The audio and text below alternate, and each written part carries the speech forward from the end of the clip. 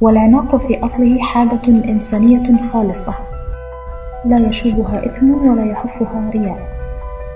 العناق الحق يعني أنك قد ربطت على قلبك حجر الأمان، ودثرت ذراعيك بدثار السكينة، وكلما طال العناق كلما تكسرت الحواجز دون دم، وكلما توثق العناق كلما عني ذلك: أنا هنا فاطمئن، أنا هنا فاستكن.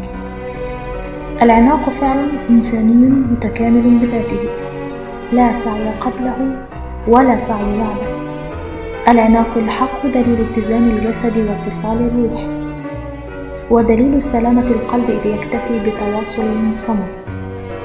العناق يعني أنك استطعت النطق دون عناء وملكت المعنى، والعناق إن صح يمنح عهدا لا تمنحه السقوط ولا توثقه المحاور.